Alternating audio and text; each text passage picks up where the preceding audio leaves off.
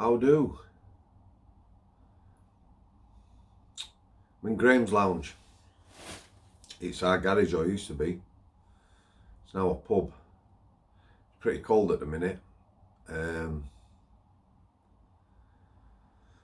So, I did one of the little vlogs the other day on Monster Mansion, talking about Mark Bridger. I'm going to finish that talk today and put that creature to bed once and for all. Hopefully last time I'll ever speak about him. Made a few notes in front of me, unusually, because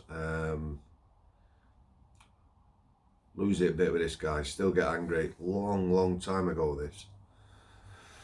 So first thing I'm going to say about the channel, again, vlogs numbered in brackets 1 to 125, something like that. All the chats, interviews I've had, now hashtag 1 to about 55. All the last chats, interviews I've had with people are standalone videos.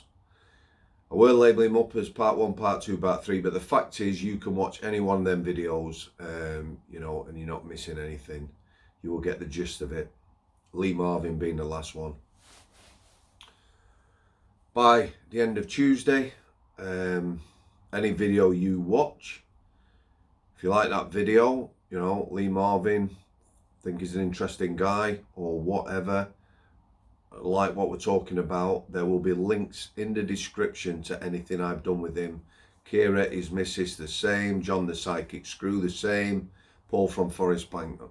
Latest videos starting first, but basically you can click on the links to any video I've done with more than one part, so you can stay on the same page.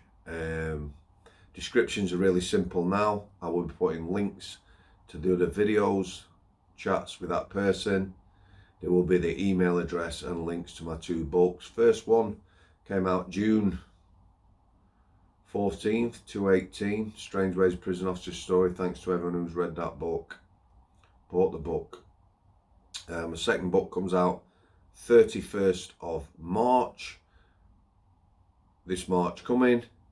It's coming out in hardback, Kindle and audio, and then the following January 2023, it'll come out in paperback. So thanks for that, guys. So Mark Bridger, time to put him to bed, as it were. What a creature.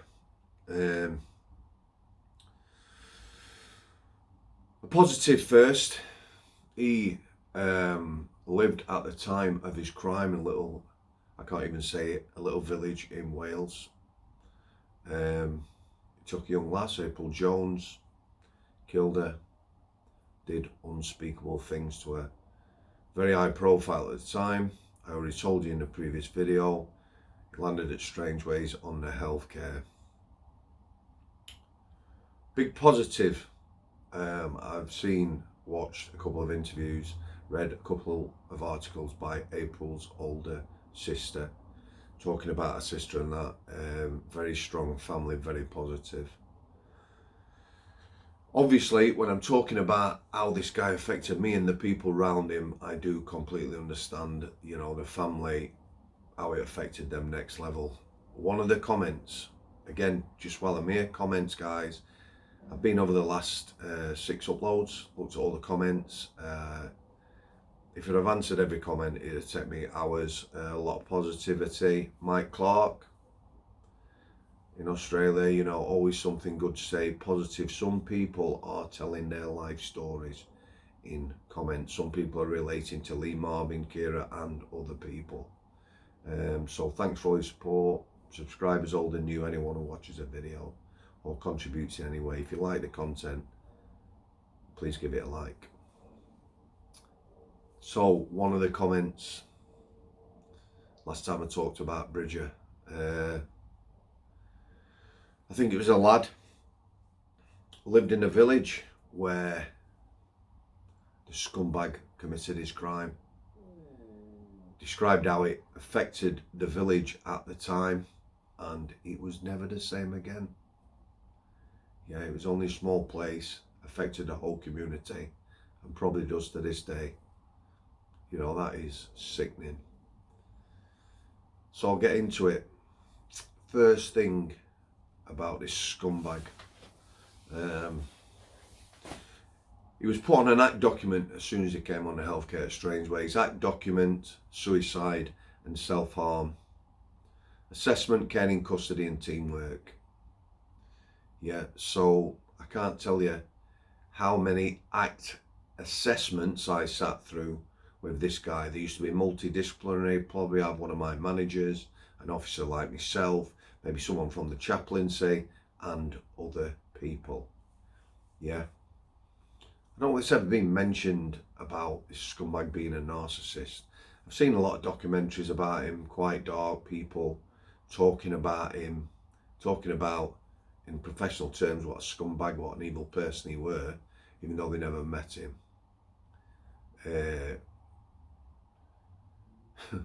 Towards the end of his 10 months on healthcare, I remember sitting behind him, maybe his last couple of weeks.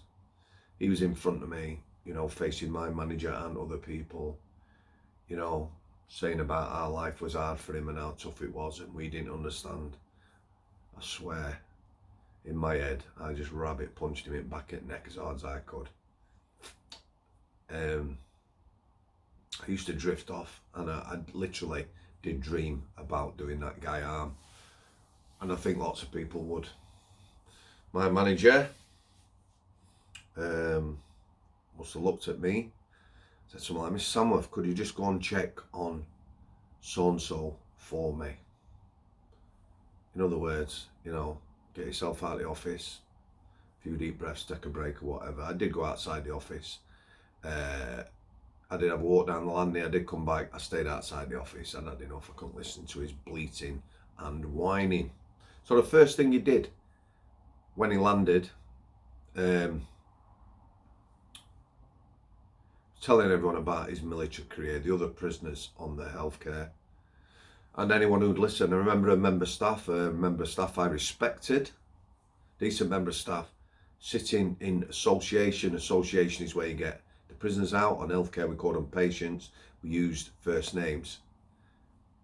That scumbag was not a patient. He was on there because nobody else wanted him again. I've heard that before with me. You know, he was a sex offender. He was a murderer, a child murderer. Yeah, didn't want him anywhere else in the rest of the jail, so we were stuck with him. And people would listen to him. Now me, he just knocked me sick from the start, I'm going to be honest. Other people, I don't know. You know, I'd see him talking and I'd think, why are you listening to him? Anyway, they did. We had a veterans officer at Strangeways. This was a fantastic idea. I don't know who come up with it. I don't know whether they had it other prisoners.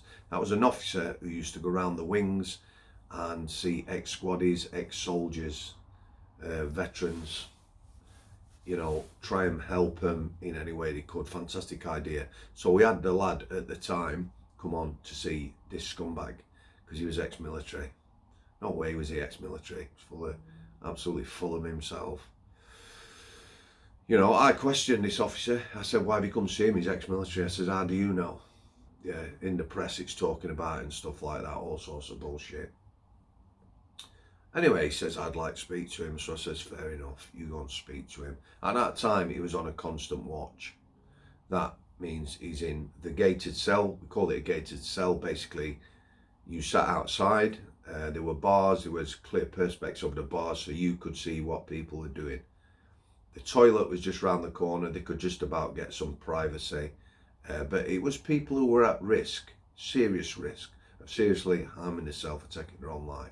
So you would sit there, you would observe and you make observations, etc. So I sat outside, shot the bolt on the cell, which means basically the lock is out, so the door can't be shut too. And this lad went in to speak to him. Now, he was in there quite a long time, about an hour. So when he come out, he says to myself, you know, I've got a map. I knew what we were going to say. Said, you've got a map? Yeah, he's told me where he's put April. I'm thinking, really? Now, bear in mind at this point, this scumbag has told the police 5 or 6 or 7 different stories.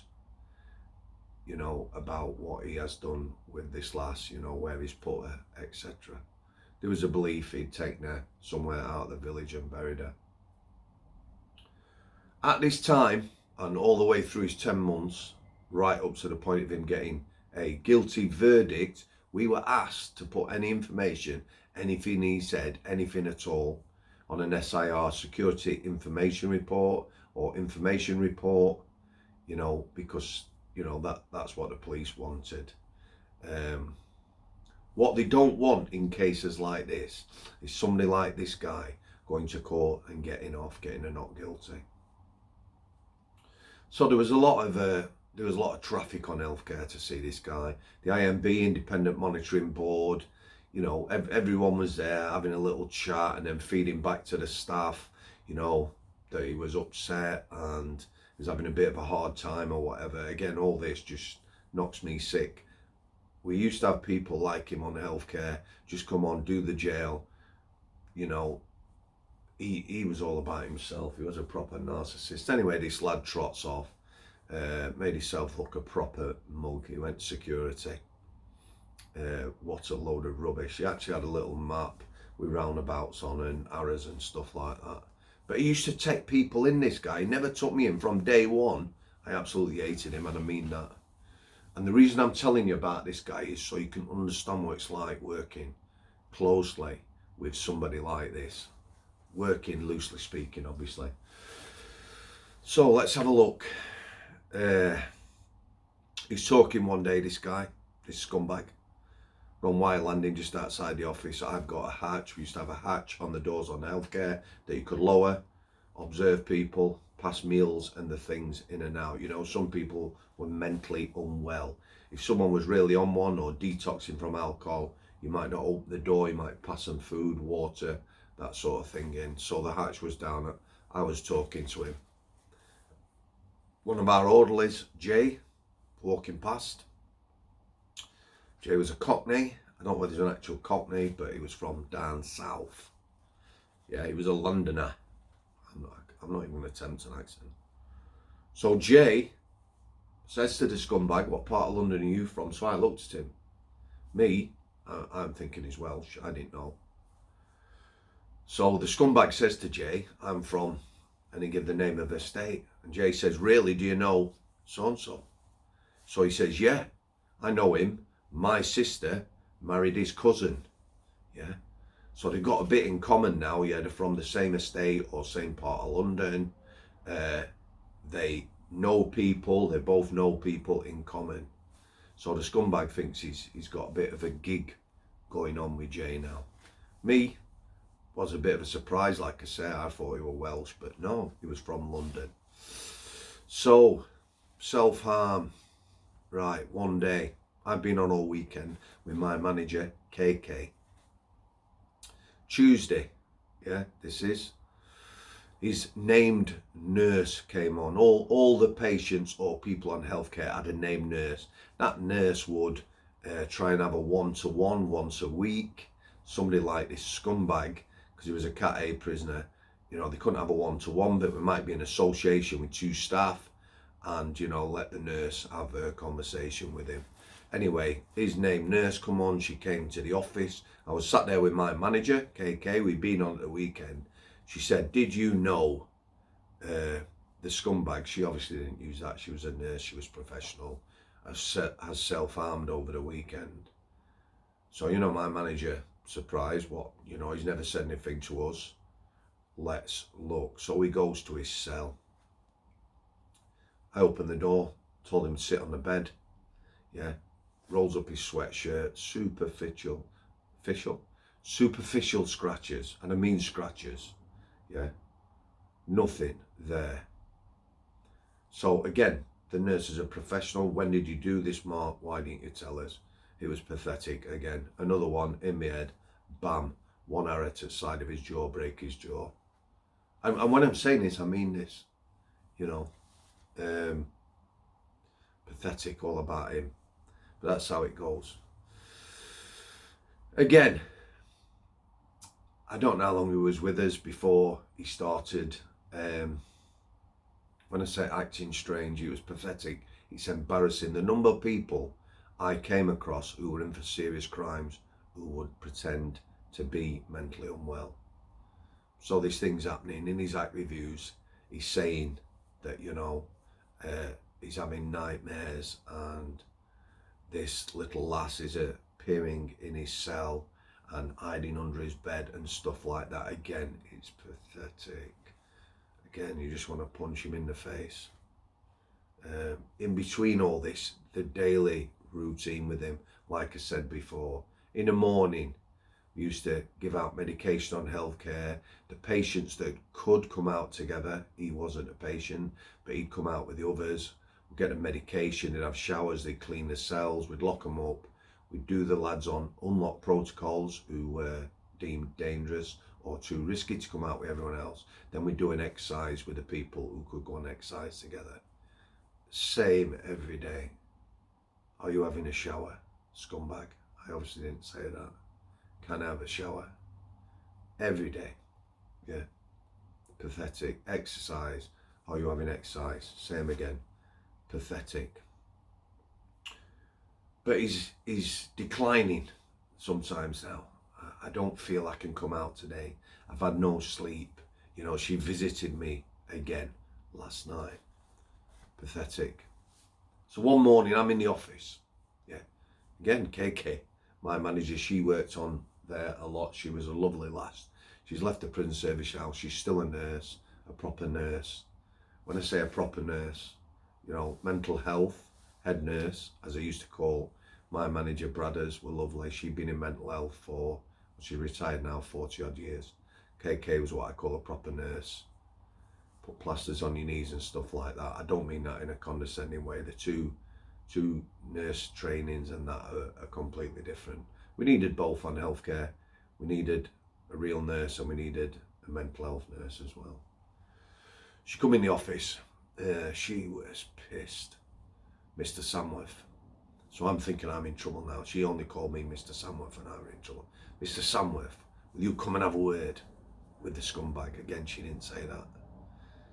So I says, what's up? So she gave me a bit of toilet roll. So I unrolls it. There's a razor blade in it. I had a look, there's no blade in it. On healthcare, there were a lot of people who were mentally unwell. A lot of people used to self-harm quite bad. Razors, yeah. If somebody wanted a shave, wanted a razor, we would lock them in the cell, yeah. Leave the hatch down so we could observe them, and we'd hang a little sign on the door. Razor in cell, yeah. One out, one in. That's what you did. So the scumbag had a shave. He'd taken the blade out of the razor. Oh, straight down the landing, still on Y landing. Open the door, boom, door flies open.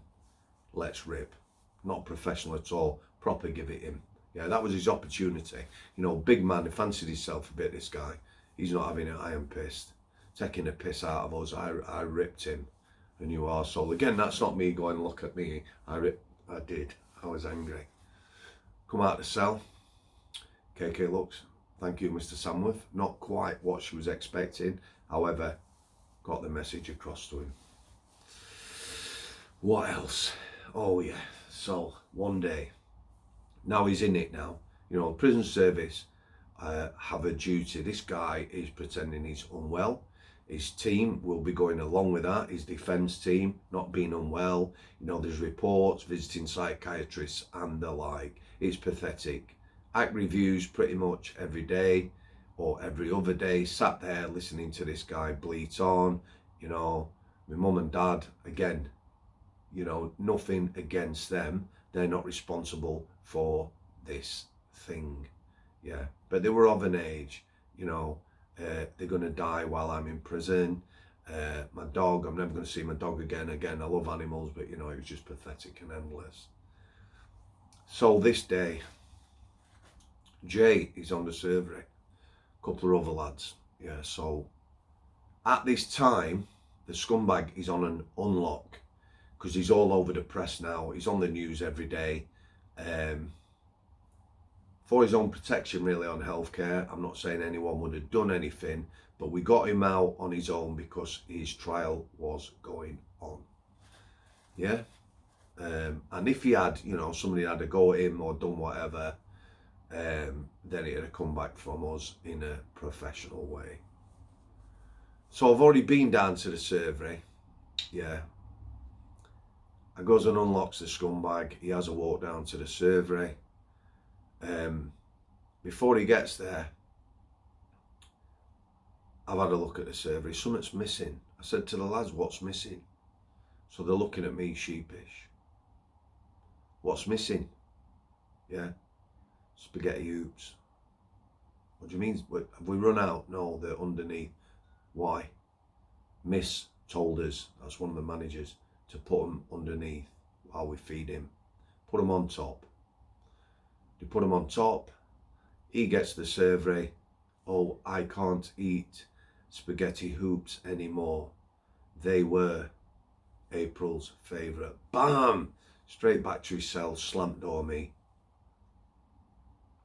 Back to the survey. Lads are looking sheepish. Crack on.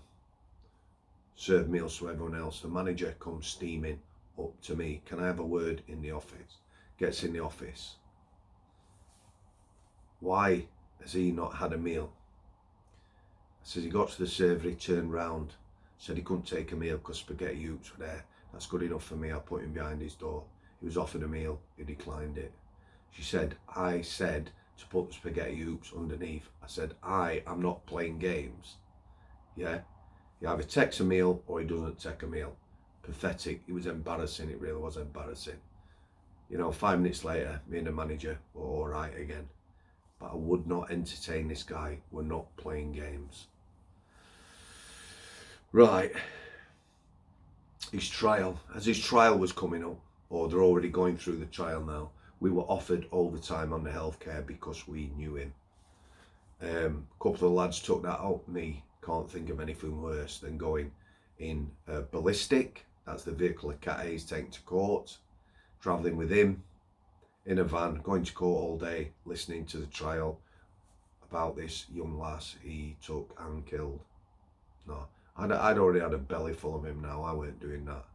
You know, the lad said, you know, you can do it with us, we can cover it, make some good money. I weren't interested. I weren't going to take that on. I'm going to talk about Peter now. I don't know whether Peter's still alive. He was a lad that was on healthcare. He was a patient. In his time in the prison when I'd been on K-Wing, yeah, he'd been a problematic prisoner, Peter. Not problematic, violent, disruptive or anything like that, but he would tell everyone he was HIV positive, which he was. So imagine you're on K-Wing, 200 prisoners. Yeah, one prisoner is telling everyone he's HIV positive. Yeah, the lads were going nuts. Get him off the wing. We don't want him on the wing, that sort of thing. A lot of staff saw him as Mitherson, which he was. So therefore he was a problematic prisoner. He would later be on healthcare. He was on healthcare when the scumbag was on there. I felt sorry for him, me. He definitely got onset dementia, Alzheimer's, something like that. He clearly wasn't well. People like Peter, you struggle to get them anywhere in the community.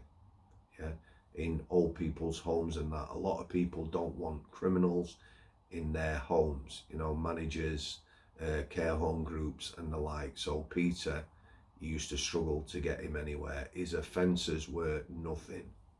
You know, he'd never hurt anyone, never done any serious to go to prison. But because he had been in prison a few times, he had trouble getting him somewhere. Anyway, the scumbag talked to all the lads, patients on healthcare. And Peter come one morning in the office, again, KK were there. Can I have a word? He's upset, he's crying. Yeah. Bear in mind, this guy's getting on a bit now. And for me, I'm sure you'll know what I mean. He wasn't all there. He sat down, he was really upset. He says, I've watched the news this morning. That lad, the scumbag, took a little girl and killed her. So my manager, you know, sympathetic, didn't you know that, Peter? No, told me he was in for robbery or something like that. Deeply upset. Horrible. There were some lads on there who weren't necessarily patients. They were on there because they wouldn't have them on the seg because they were on iPhone, but they were quite disruptive. Nobody in the 10 months had a pop at the scumbag. I'm not quite sure why. It was always well supervised, but for me, you know, I thought someone would have had a go, but they didn't. I'm going to say what I did in the last one about 2 points that made me smile. Firstly though, again, looking at my notes, I had nightmares about this guy. You know, people have said in the past, you know, you shouldn't let people get under your skin, just a con, etc. You can't help it every day. And I also saw what he did to other people. By that I mean staff. My manager in particular, when she left, you know, we had a conversation years after, and it got to her. She says, I hated him. She says, I hated myself for hating someone, but you know, it really got under my skin. It really affected me. And she'd never said that before. And you know, she was a good person. She was a nurse. She was a proper angel, still is. So yeah, I had nightmares that my daughter was in his house, and you know, the windows were barred, and she was upstairs and he was downstairs.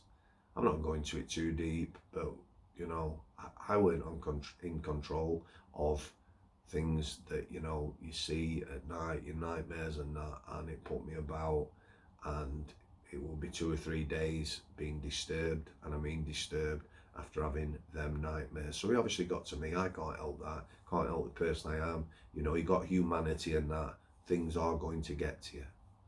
I didn't know at that time. Years later we're talking about now. And the final thing, the letters. Again, I will never ever understand this. So being a Cat A prisoner, we had a Cat A unit at Strangeways, and they had a correspondence department. So someone on the Cat A unit would check all the Cat A mail. Outgoing, ingoing mail, all has to be documented. With Cat A's, as you can imagine, you know, they're deemed highest risk prisoners, where that's because they're high profile, danger, knowledge, people they know, whatever, means to escape. We used to get the scumbag's mail. We would document it and give it to him. Letters from lasses,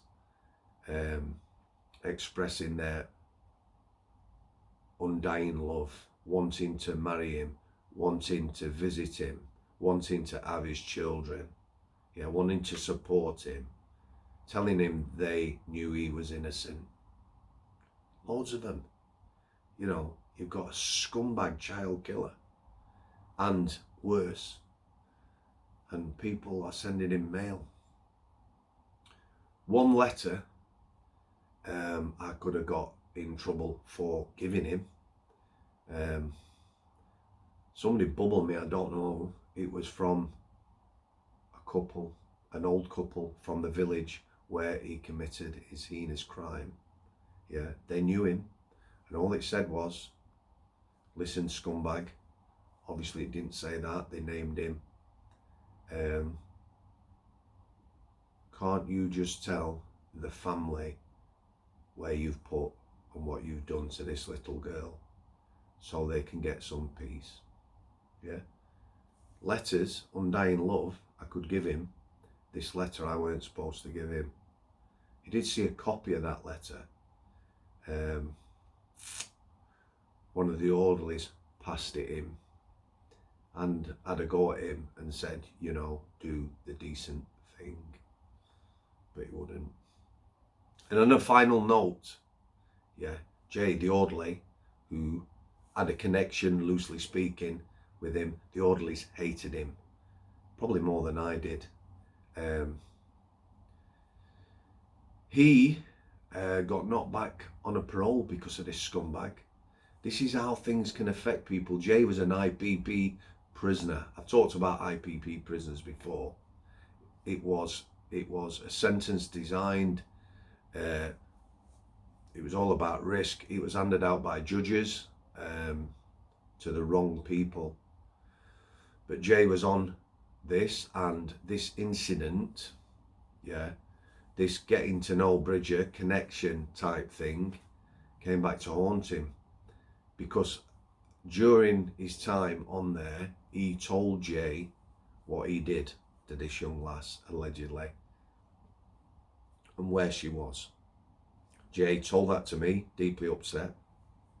He still haunts him now, and I put that in a security information report like we were supposed to. The police had Jay, or had the prison, take Jay off healthcare and keep him elsewhere in the prison. Yeah, because if the trial was going tits up, they hadn't got enough evidence, Jay would have been the star witness, because as best they could say or would know, what he said to Jay, Jay said to me, I put in a report, was what actually happened to the little lass. Yeah. As it happened, he got a guilty. It was probably the worst defence of any prisoner ever. And he got whole of life, thoroughly deserved. So the two bits that made me smile, when he went to Monster Mansion, HMP Wakefield, he was terrified, and rightly so. Yeah, he'd been in a comfort zone on healthcare, he was protected. So he was terrified when he went there. And the other one was a rapist, I think he was. Someone really dangerous, tried to take his life, cut his throat. At HMP Wakefield, pinned him to the floor and tried to cut his throat. There you go. Laying that scumbag to rest now. I hope, you know, listening to this, you can understand what it's like getting as close as you're going to get to somebody like this, how it affects people. You know, it affected the lads, the orderlies that worked on there. It affected the nursing staff who I work with, and it affected other people in the jail. Holly worked in safer custody. Yeah, you know, they got all information about this guy and handled information as well. He was a creature. Cheers, guys. All the very best. Al City.